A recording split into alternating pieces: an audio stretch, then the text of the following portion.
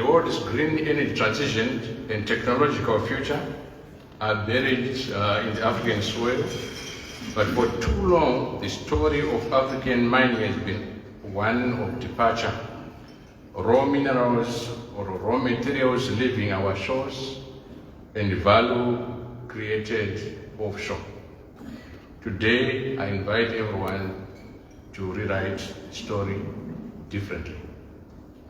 We meet at a defining moment in the African mining landscape. The world increasingly recognizes our continent not merely as a source of raw materials, but as a significant strategic partner in global industrial transformation and the ongoing energy transition. Zimbabwe's mining sector continues to demonstrate resilience and growth, recording a growth rate of 5.6% in 2025. This performance, ladies and gentlemen, reflects the impact of our government's comprehensive and inclusive reform agenda, which reinforces mining's central role in advancing our vision of attaining an upper middle class economy by 2030. This growth has been driven by strong performance across diversified mineral portfolios, which is uniquely endowed with more than 40 commercially exploitable minerals hosted in a geology that was once configured 3.5 billion years ago. Some of these minerals include precious minerals like gold, platinum group metals, base metals like nickel, copper, cobalt, zinc, chrome, lead, and energy minerals like lithium, coal, cobalt, methane, uranium, graphite, and vanadium. In addition, the country also hosts significant reserves of precious and semi-precious minerals like diamonds, emeralds, rubies, sapphires, and tourmaline. Recent world-class investments in the iron and steel sector have firmly positioned Zimbabwe on the global minerals map by the establishment of Africa's largest steel plant by Dinson Iron and Steel Company. Dimension and construction stones like granite, marble, and sandstone are also being mined and processed in Zimbabwe. The PGM sector also moved a step further by the upgrades of smelting facilities and the establishment of a base metal refinery by Zimplats. Wayu Cobalt has recently finished Africa's first single-line lithium sulfate plant, which will be commissioned this coming month. This is evidence that government's timeless intervention in policy is now bearing fruit. 2 years ago, government withdrew permits for exportation of raw minerals, and as a result, we saw some companies coming forward to set up beneficiation facilities. So the setting up of this lithium sulfate plant is as a result of this move by government. This lithium sulfate plant is an installed capacity of producing 60,000 tons of lithium sulfate per annum. Come 2027, 2 other lithium mines will also be commissioning their lithium sulfate plants, which means Zimbabwe will be leading the race in setting up of these lithium sulfate plants. We are not going to end there, but we'll go further on to beneficiate that lithium sulfate into battery-grade lithium carbonate, and further on to set up lithium battery industry in Zimbabwe. Further, the country is also endowed with the much sought after rare earths bearing minerals which are strategic as they underpin the production of electrical vehicles, radars, wind turbines, semiconductors, artificial intelligence hardware, and critical security infrastructure. Under the leadership of His Excellency, our President of the Republic of Zimbabwe, Dr. Idi Mnangagwa, Zimbabwe has undertaken comprehensive policy and institutional reforms to enhance competitiveness and improve the investment climate. Foreign investors can benefit from a plethora of incentives in the mining value chain. The Zimbabwe Investment and Development Agenda, ZIDA, which operates as a one-stop investment facilitation center, was established to enhance the country's ease of doing business drive. In addition, government is finalizing the amendments to the Mines and Minerals Act to strengthen investor protection, streamline licensing, and promote sustainable mining practices in line with international best practices. All this is occurring in the context of favorable minerals marketing framework, underpinned by a stable economy in a peaceful and progressive country. Zimbabwe is equally committed to moving beyond the historical model of raw mineral exports. Our national development strategy to prioritize beneficiation and value addition as the cornerstones of industrialization. Like I've said, we've already moved a step further in the lithium sector. We've even moved further to ban export of mineral concentrates by 1 January 2027. So, by that notice that government has given, we've seen the industry building beneficiation plants in the country. This is the way to go as African countries. The global energy transition presents Africa with unprecedented opportunities. Zimbabwe's rich endowment of critical minerals such as lithium, graphite, platinum, group metal, nickel, and rare earths places us at the center of this transformation. Accordingly, we have put in place measures to ensure that these minerals deliver critical development outcomes for our people. So there are opportunities to partner government in building of beneficial facilities, in-country beneficiation, and downstream empowerment of our people and communities around mining areas.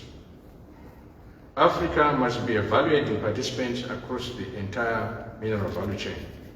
We recognize that mining development must be supported by adequate infrastructure and reliable energy supply. Zimbabwe is therefore pursuing public-private partnerships in rail rehabilitation, road networks, and regional logistics corridors, working closely with the SADC partners. On the energy front, we are advancing both conventional and renewable power projects, including solar, hydroelectric, and coal-bed methane gas to support mining operations and beneficiation industries. Communities remain central to our mining development strategy. We believe that mining must serve as a catalyst for inclusive and sustainable development. Communities are not mere stakeholders. They are partners whose aspirations must be integrated into project design from the onset. Zimbabwe is therefore strengthening frameworks that respect the rights of indigenous people while enabling responsible and commercially viable resource development, sustainability, corporate social responsibility, and ESG are buzzwords in our mining industry. In a continued quest for good resource governance, transparency, and environmental stewardship, which are fundamental to sustainable mining, Zimbabwe is also institutionalizing broad-based systems to enhance transparency in licensing and deepen accountability in revenue management through finalizing the establishment and implementation of our mining cadastral system.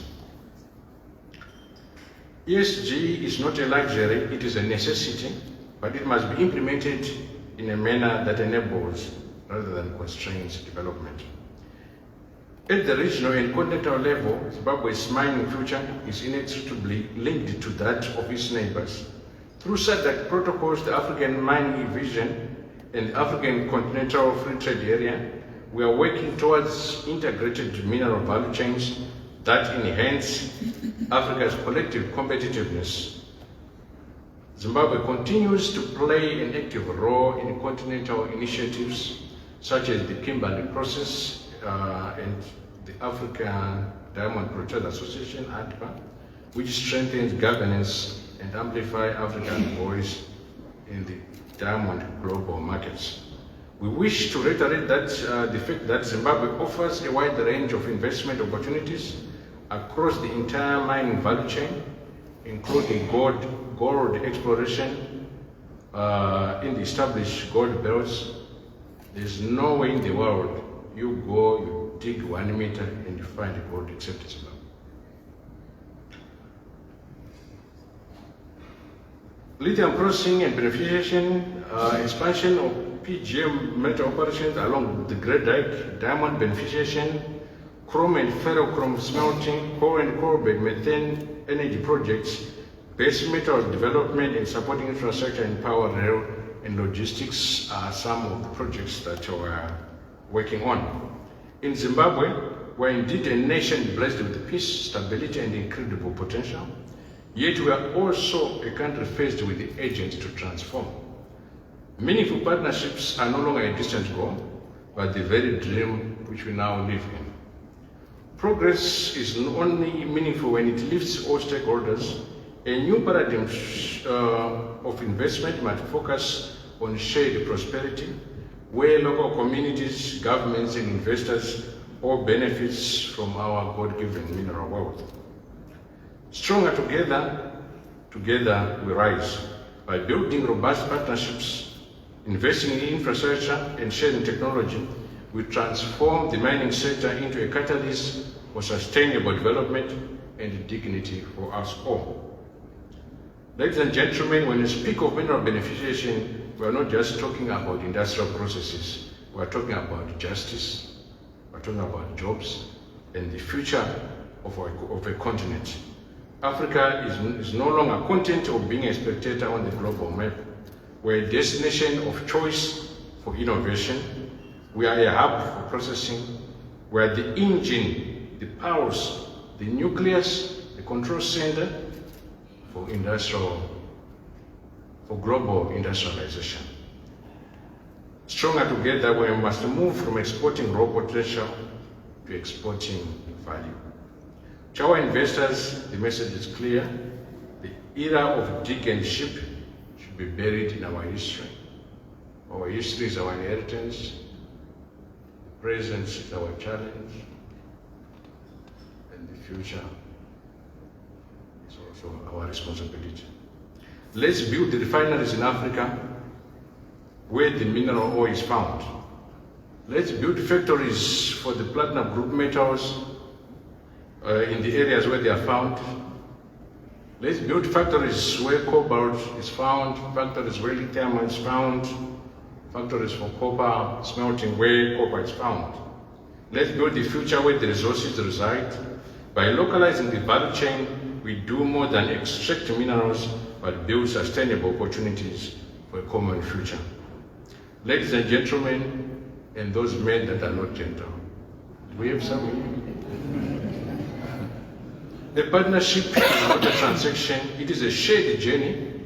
We are committed to creating a stable, transparent and harmonized regulatory framework across our borders.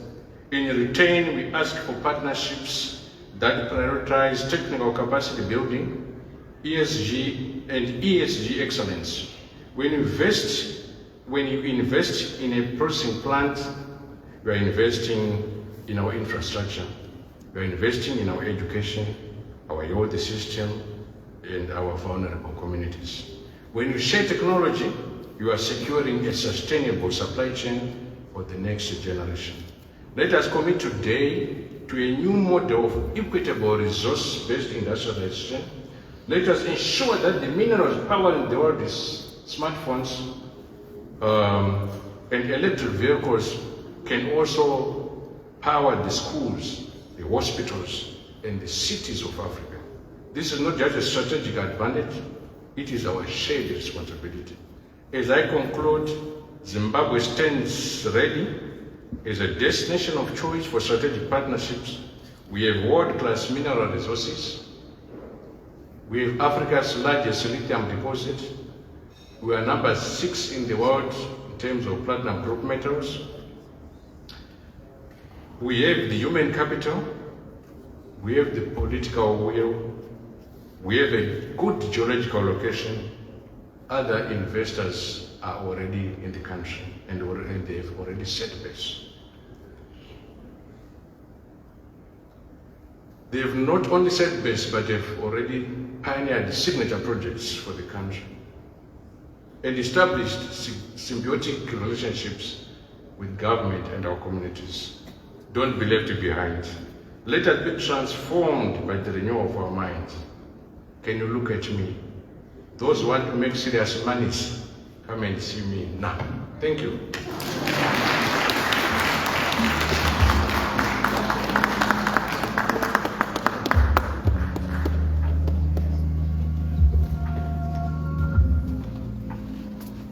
As has been instructed, I am now going to make